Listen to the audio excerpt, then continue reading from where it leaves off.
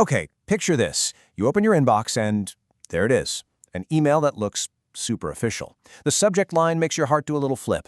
It's about your website, it's using words like copyright infringement, and yep, it's demanding money. That little knot of dread in your stomach, that's exactly what we're going to untangle today. Let's dive in. So, have you ever gotten one of these? An email that just lands in your inbox looking all serious, claiming you've used an image you shouldn't have. And of course, it comes with a handy invoice for a few hundred, maybe even a couple of $1,000s. It's a pretty jarring thing to see, and honestly, that's the whole point. But here's the very first thing you need to get straight. You're probably not dealing with some angry photographer or a big shot law firm. Nope. Chances are you've just been hit by what the industry calls a copyright troll. It's basically an automated system that just crawls the web, looking for targets and firing out these demands by the thousand. Does this whole setup look familiar? I bet it does. The classic signs are all there, right? You've got the slightly blurry screenshot of your own website, a very official-sounding case ID to make it feel all legit, and of course, the demand for payment. It's a well-oiled machine, a formula designed to scare you. And it's a formula used by a few key players. You'll often see names like CopyTrack, PicRights, or Pixie. These companies specialize in this stuff. Their whole business model is built around these bots finding images and sending payment demands. So here's the takeaway. For them, it's just a numbers game. It is not a personal legal vendetta against you. Now, because these emails are specifically designed to set off alarm bells, your first instinct is probably to panic and do something, anything, right away. But, and this is a big but, that gut reaction is almost always the worst thing you can do. It's literally the exact response they are hoping to get out of you. So let's just walk through the 3 biggest mistakes people make. First, panicking. Just take a breath. Remember, this came from a bot, not a judge. Second, paying immediately. Whoa, hold on. You've got to treat this as an inquiry, not a legally binding fine. Paying right away is like admitting guilt before you even know the facts. And third, replying directly. Just don't. Engaging with them only confirms you're a real, worried person, and that can just make them chase you even harder.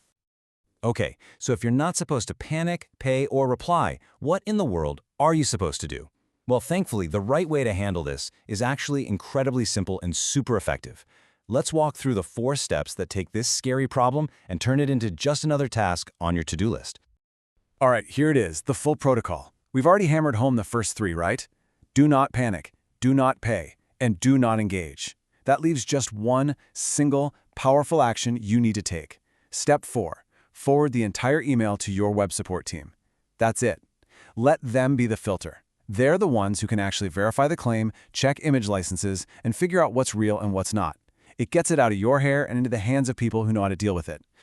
So dealing with a notice after the fact is one thing, but how do you stop them from showing up in the first place? This is where we shift from playing defense to playing offense. It's about making sure your website's images aren't just avoiding trouble, but are actually, working for your business. A really smart image strategy kind of has 2 tiers. The absolute gold standard, that's always going to be genuine photography. Pictures of your actual team, your real products. This builds what we call human trust, and because you own the photos, your copyright risk is 0. The modern standard for everything else is AI-generated imagery. These images are 100% unique to you. The crawler bots can't flag them because, well, they literally didn't exist anywhere on the internet until you created them. But here's where things get really, really interesting. A great strategy understands that an image isn't just a pretty picture, it's a piece of data. Every single image on your website is a data point that Google is reading to figure out what you're all about. This is the secret sauce for making your assets work so much harder for you. Okay, look at how this all comes together. It starts with the file name. It's not img_1234. It's descriptive, telling search engines what the image is about before they even process it. Then you've got the alt text, which is absolutely critical, not just for accessibility for visually impaired users, but it gives Google so much rich semantic context. And finally, the caption. It connects that visual right to the story you're telling in your article, which keeps people engaged. Every single piece has a job to do.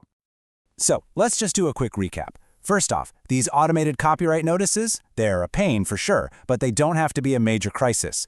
Second, if one lands in your inbox, the plan is simple. Don't touch it, just forward it to your web team. Third, your best defense is a good offense, a proactive strategy using either real photos or unique AI images, all packed with strong metadata. And finally, the big picture here is to make every single image on your site a hardworking asset for your business. And that really leaves us with one last question for you to think about. Go take a hard look at your own website. Are the images on there just pretty decorations, or are they structured, optimized, high-performance engines that are actively driving your SEO, your accessibility, and your customers' trust? Because that difference is everything.